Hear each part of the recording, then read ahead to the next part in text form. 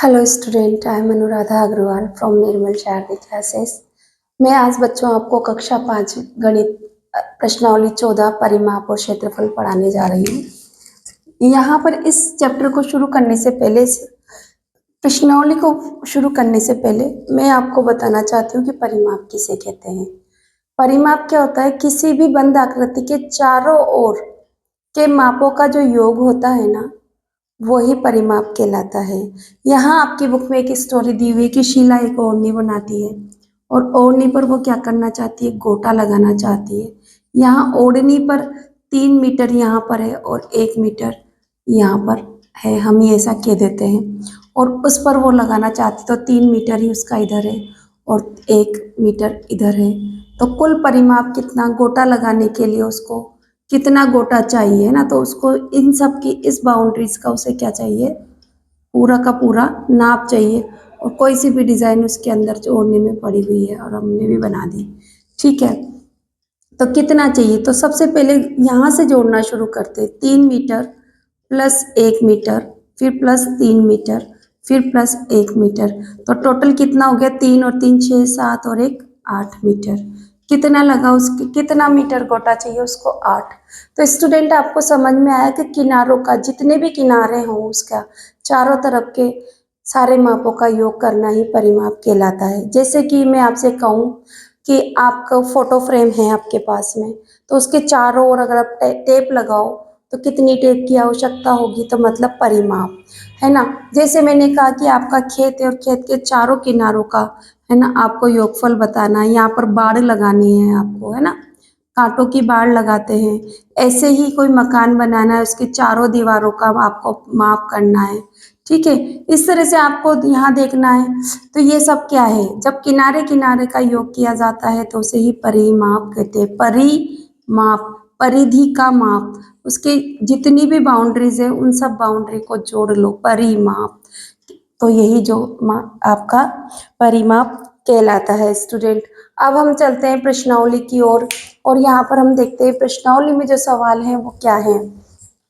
तो यहाँ पर देखते हैं हम, देखो आकृतियां भी 2 तरह की होती है। कैसी होती है? 2 तरह की आकृतियां होती है। कौन कौन सी? एक तो नियमित आकृतियां और एक होती अनियमित आकृतियां। इसी तरह से आपकी कुछ खुली आकृतियां होती है, इस तरह से, है ना, कुछ भी बना दिया है खुली आकृति। और एक होती है आपकी बंद आकृति। क्या होती है? बंद आकृति। और कुछ होती है नियमित, जिसके चारों भुजाएं बराबर हो या 2 भुजाएं आपकी बराबर दे दी हो, इस तरह से, है ना। और कुछ होती है ऐसी इरेगुलर अनियमित आकृतियां होती है। तो उन सब का परिमाप याद करना आपको यहाँ पर इस प्रश्नावली में सीखना है। तो सबसे पहले मैं प्रश्न संख्या 1 की ये आकृति नंबर 1 ए ले लेती हूँ, ये बी और ये सी आकृति में डाल देती हूँ और इनका परिमाप निकालते हैं। तो यहाँ से हम लिखना शुरू करते हैं। सबसे पहले यहाँ पर 7 सेमी, यहाँ पर आप सेमी लिख लें, ठीक है, प्लस यहाँ से लिख रही हूँ मैं 9 सेमी, ठीक है, ए वाला कर रही हूँ मैं ना, 9 सेमी, यहाँ से आपका प्लस 7 सेमी, ठीक है, फिर प्लस करती हूँ मैं 7 सेमी, प्लस करती हूँ मैं 8 सेमी, है ना, यहाँ तक हम आते जा रहे। अब 10 सेमी, है ना, 10 सेमी,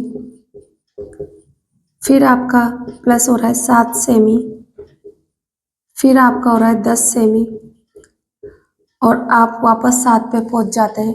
एक बार डिजिट हम स्टूडेंट चेक कर लेते हैं। 1 2 3 4 5 6 7 8, देखते 1 2 3 4 5 6 7 8। अब इनको हम जोड़ते हैं। तो देखो पहले जितने 7 हैं उनको जोड़ लेते हैं। 1 सत्ते 7, 2 सत्ते 14, 3 सत्ते 21, 4 सत्ते 28 स्टूडेंट। 7 है, 7 कितनी बार आए? 4 बार। 10 कितनी बार आए हमारे पास? 10 आए 2 बार। जोड़ने का तरीका है ये, है ना, 28 20। और अब इसके बाद में हमारा 10 10 हमने जोड़ लिया। अब 9 और 8 बचे। 9 और 8 कितने हो गए आपके? 17। अब आप इन सबको जोड़ो। 8 और 7 15 के 5 हासिल लगा 1 और 1 2 4 6, कितना हो गया आपका? 65 सेमी। कितना हो गया इसका बराबर? इन सबको जोड़ा तो 65। आप इसको वापस से अपने हिसाब से जोड़ सकते हैं, जैसा भी आप जोड़े।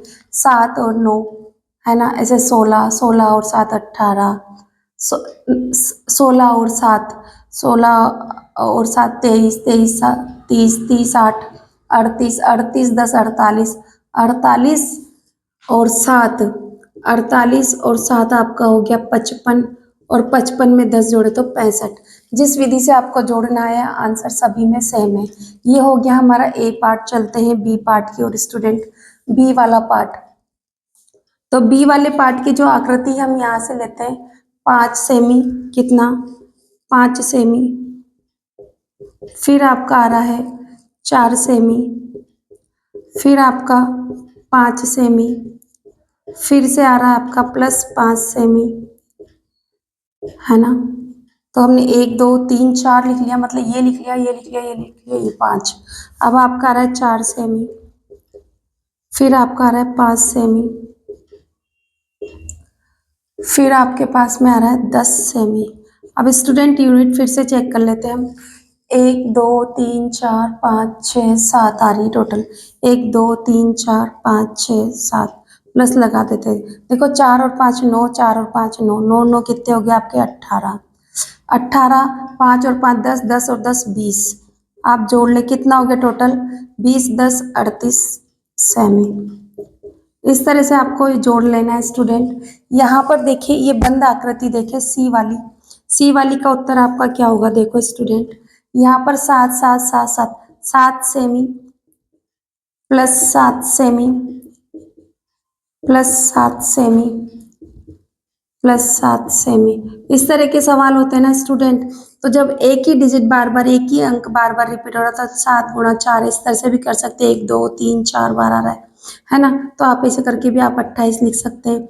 और आप चाहें तो है ना 7 7 14 14 और 7 21 21 और 7 28, इस तरह से भी आप कर सकते हैं। जैसा आपको अच्छा लगे आप अपना सवाल करें। 28 सेमी आपका परिमाप आया। क्या आया? परिमाप। क्या आया? ये सब कुछ क्या है? परिमाप। तो आप परिमाप लिखना ना भूलें। परिमाप सब जगह है ना। क्या पूछा गया है आपसे? परिमाप। और यहाँ पर भी परिमाप। तो इस तरह से हमारा क्वेश्चन नंबर 1 कंप्लीट हुआ। चलते हैं स्टूडेंट क्वेश्चन नंबर 2 की ओर। आप चाहें तो स्क्रीनशॉट ले सकते हैं। उत्तर तो सारे सही थे ना स्टूडेंट? देखिए हम क्वेश्चन नंबर 2 पर पहुंच चुके हैं। निम्नलिखित माप की आयताकार आकृतियों का परिमाप ज्ञात कीजिए। स्टूडेंट आयताकार, आयत होता क्या है? आयत को देखें हम पहले, सबसे पहले, क्योंकि हमें आयत भी तो पता हो ना। ऐसी 4 भुजाओं वाली, 4 किनारों से या 4 लाइनों से घिरी हुई एक बंद आकृति है जिसके आमने सामने की भुजाएं बराबर होती है। 4 भुजाओं वाली एक बंद आकृति होती है जिसकी ये साइड, इसकी साइड, इसको बोलते हैं लंबाई, है ना। लंबाई, लंबाई को एल बिंदी से भी डिनोट करते हैं। और चौड़ाई, इसको क्या बोलते हैं? चौड़ाई। अगर ये चौड़ाई है तो ये भी चौड़ाई है, ये लंबाई है तो ये भी लंबाई है। तो जैसा कि मैंने बताया कि इसके आमने सामने की भुजाएं बराबर होती है। तो लंबाई कितनी दे रखी है यहाँ पर? 30। तो ये भी 30 हुई स्टूडेंट। चौड़ाई 48 है तो ये भी 48 हुई। अब जोड़ो लो आप, तो जोड़ो, यहाँ से जोड़ना शुरू करते हैं। 30 प्लस 48, यहाँ से शुरू कर रहे हैं, प्लस 30 प्लस इधर 48। अब जोड़ो स्टूडेंट। किस में दे रखी है? सब सेमी में है तो आप सेमी सेमी लिख सकते हैं। ठीक है, अब जोड़ो। 30 और 30 कितने हो गए स्टूडेंट? पहले मैंने दोनों जोड़ लिए तो कितने हो गए? 60 प्लस 48 में 48 जोड़ लो आप, कितना हो गया? 8 8 16 के 6 हासिल लगा, 1 4 4 8 और 1 9। जोड़ो छिन्न में। अब छिन्न में 60 जोड़ लो स्टूडेंट, तो 6 और 9 6 15।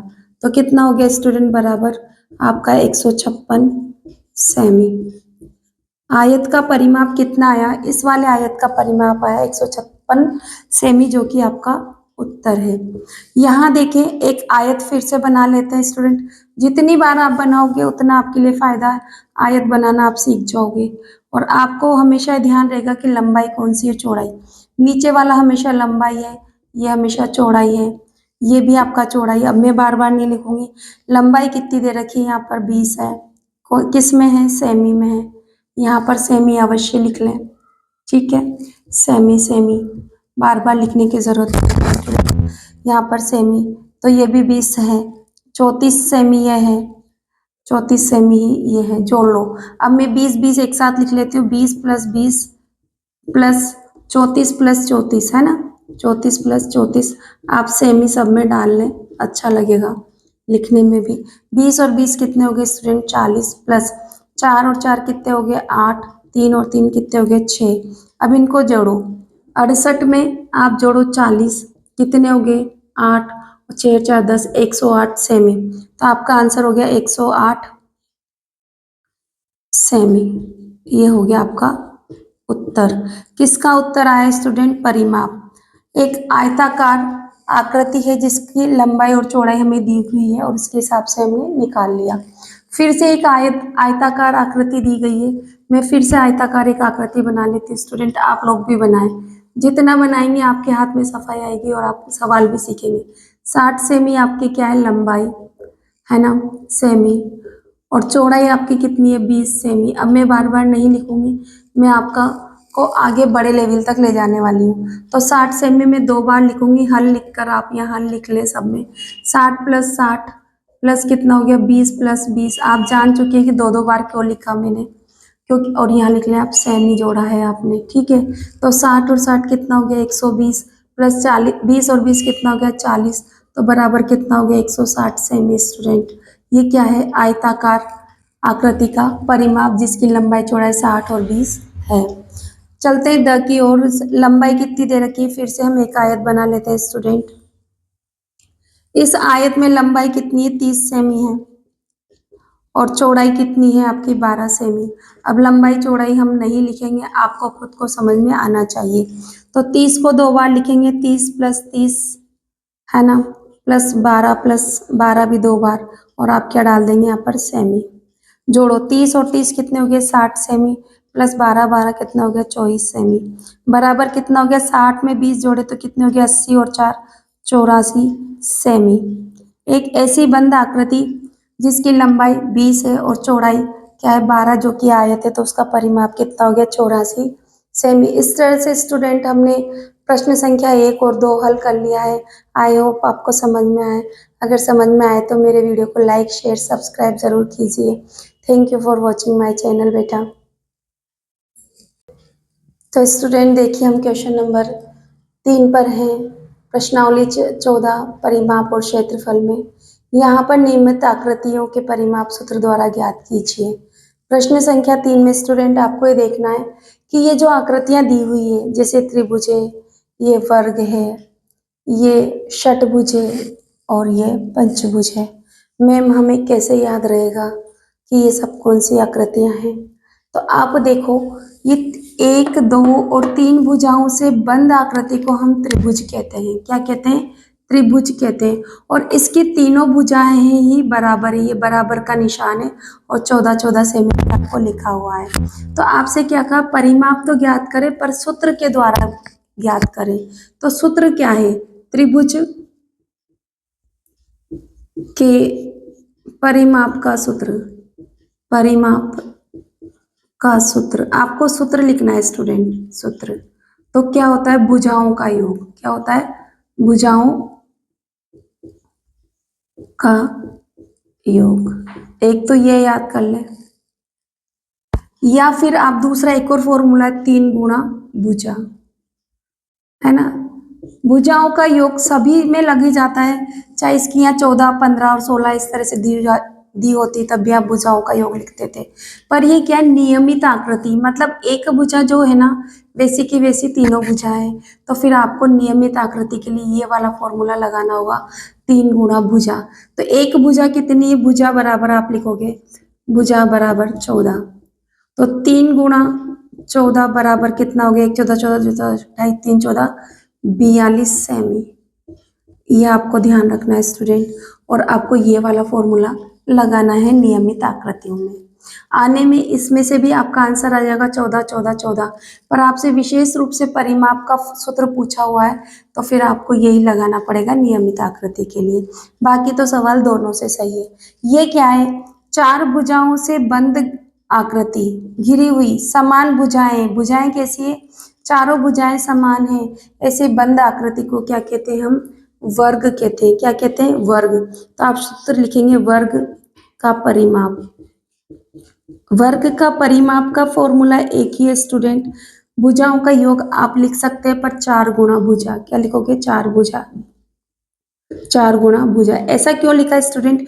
इसकी 4 भुजाएं होती है और कोई सी भी एक भुजा उठाकर आप ले ले तो भुजा बराबर आपको कितना दे रखा है स्टूडेंट? 6 सेमी। तो आप क्या करेंगे? 4 तो ये फॉर्मूले का लेंगे और 4 तो फॉर्मूले का लेंगे आप और गुणा करेंगे 6 तो कितना हो गया? 6 चौक 24 सेमी आपका इस वर्ग का परिमाप हो गया। ये आपका उत्तर है स्टूडेंट।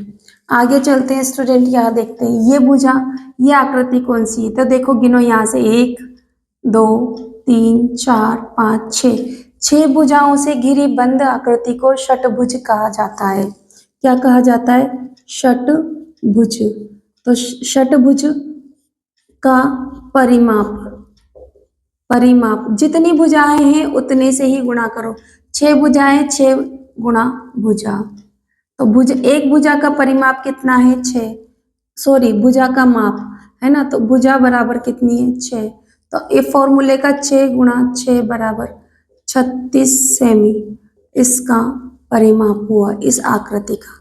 हमने इसको सूत्र की सहायता से किया। यहाँ देखें, इस आकृति को देखें, 1 2 3 4 5, 5 भुजाओं से घिरी बंद आकृति को पंचभुज कहते हैं। क्या कहते हैं? पंचभुज। तो पंचभुज, पंचभुज ऐसे पंचभुज जिसकी सारी भुजाएं बराबर है। तो पंचभुज का परिमाप है ना, परिमाप क्या होगा? 5 भुजाएं तो 5 गुणा भुजा कर दो। इतना तो अब आपको समझ में आ ही गया होगा। तो 5 और एक भुजा कितनी है? 9। तो 5 गुणा 9 बराबर कितना गया? 9 पंजे 45 सेमी। ये हो गया आपका आंसर स्टूडेंट। चलते हैं नेक्स्ट क्वेश्चन नंबर 4 की ओर।